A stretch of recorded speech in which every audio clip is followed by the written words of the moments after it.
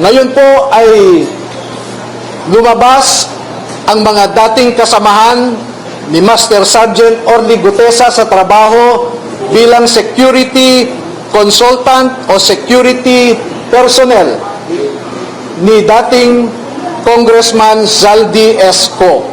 Ano po masasabi ninyo? Nandito po silang lahat at gusto ko pong ipakilala sa inyo. Ang mga sundalong ito ay wala na sa serbisyo. Ngunit ang nasabi nila sa akin, ito ang marahil na huling labanan na kanilang papasukin at gusto nilang magpakasundalo sa ating bayan.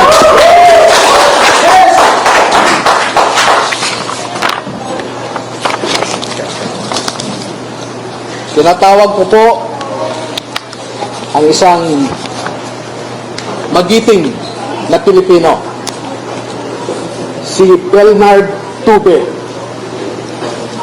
Opo. Si Ross, tumatanda na po. Si Rosbert Waupan. Si Benny Bulontate. Si Johnny Budwan. Si Rodante Orbilio. Rainy Boy Julian. Christopher Esquivel. George Villalon Jr. Rodeo Romel Bobares. Gil Navidad Jr. Anselmo Taberdo. Walter Manalansan. Jolly Cabiao. Romel Galapon. Cecilio Laroder Jr. Bernard Gubban. Crisani Dado. At Fidel Corpus. Meron po silang kasamahan na 12 pa na hindi makakadalo ngayon dahil sa mga personal na rason. Ang dalawa ay meron silang kasama sa buhay na nagtatrabaho pa sa gobyerno at meron silang pag-aalinlangan na maaaring maapektuhan ang trabaho ng kanilang mga asawa. Yung 10 na hindi pa nakadalo ngayon ay tinatawag ko po na second batch at lalabas din po sila sa tamang panahon. Bigyan ko po kayo ng halimbawa ng nilalaman ng kanilang affidavit at kung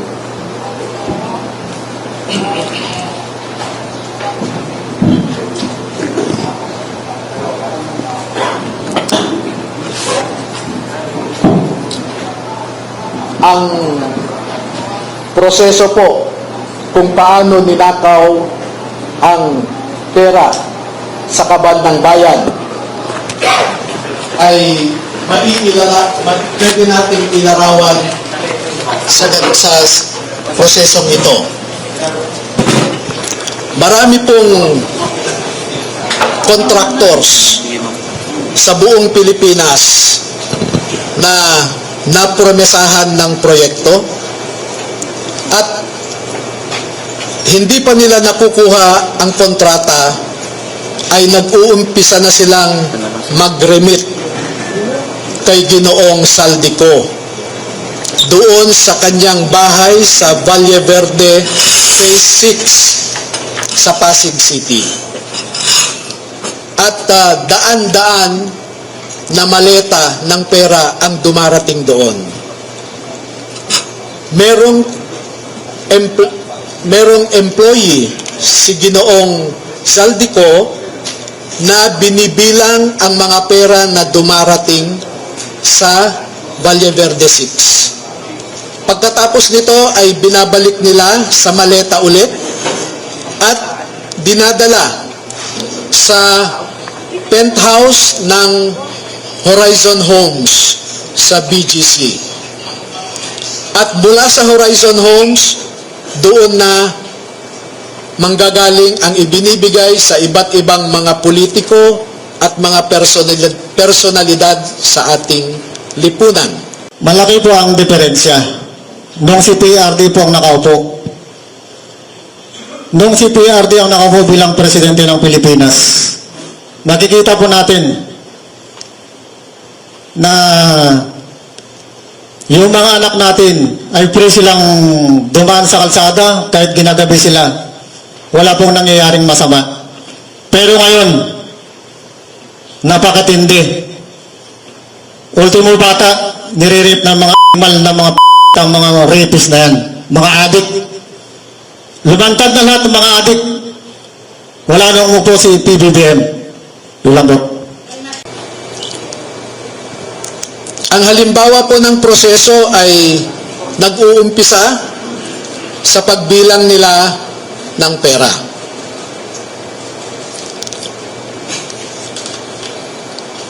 Ang susunod po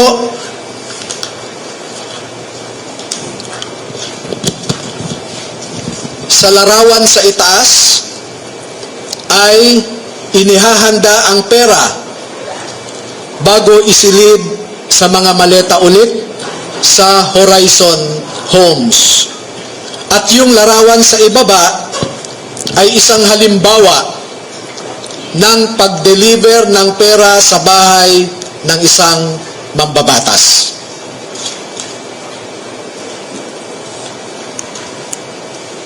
Makikita po ninyo na may nangyari kay Master Sergeant Gutesa. Sa aking tanggap na impormasyon ay napilitan siyang mag-execute ng isang affidavit na kung saan ay sinasabi niya na hindi siya kasali o wala siyang nalalaman sa mga pagde-deliver ng mga mali-malitang pera. Pero makikita po ninyo dito na siya mismo ay kasama sa pagde-deliver ng pera. Kaya naaawa po ako ngayon sa sitwasyon ni Master Sergeant Gutesa dahil ginawa siyang sinungaling.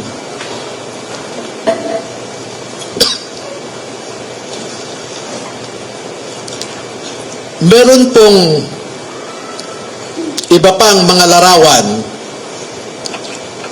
na sa tamang forum later ay maglalahad pa kami ng karagdagang mga ebidensya. Pero ang pagde-deliver nila ng pera ay gumagamit ng eroplano,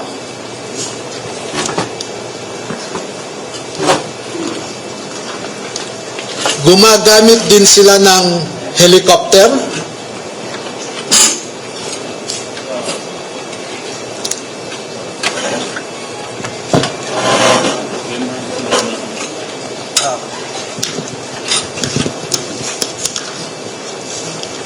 at ganito po ang mga dinideliver sa mga bahay ng ilang mga mambabatas.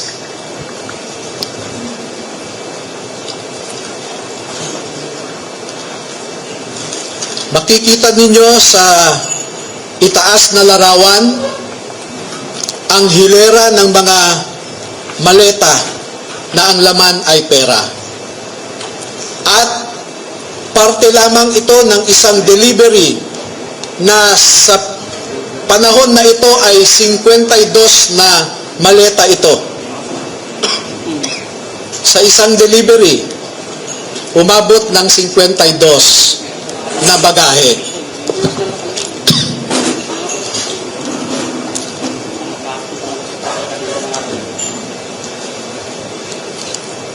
Makikita rin po ninyo na ang ating mga ebidensya ay minsan kinukuhanan ang buong bahay ng mambabatas, buong bahay ng mga ilang nasa media,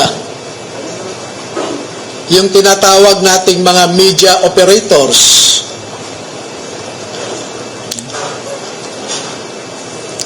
At ganyan po sila mag-deliver. No?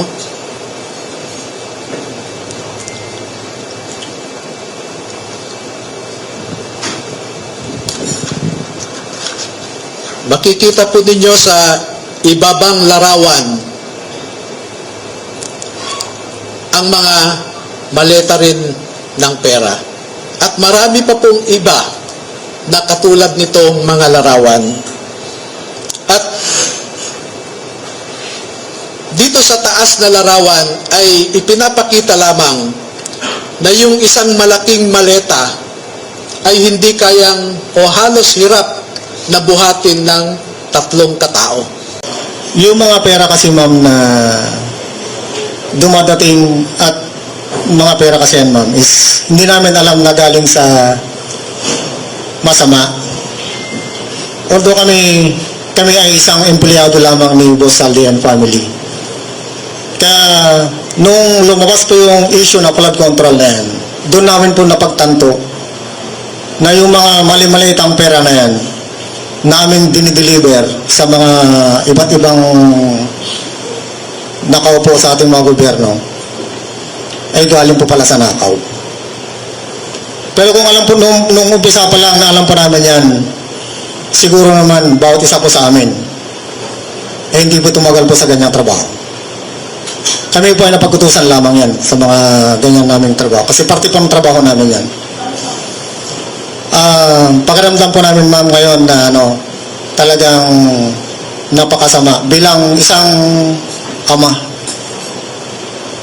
para sa aking mga anak na napapunod ako ngayon. Talagang napakatindi na po ang korupsyon dito sa ating bansa. Kaya pakiusap po, sana maintindihan nyo kami sa aming layunin para maibsan na po o matapos na po itong korupsyon na ginagawa ng ating gobyerno. Ano po masasabi ninyo?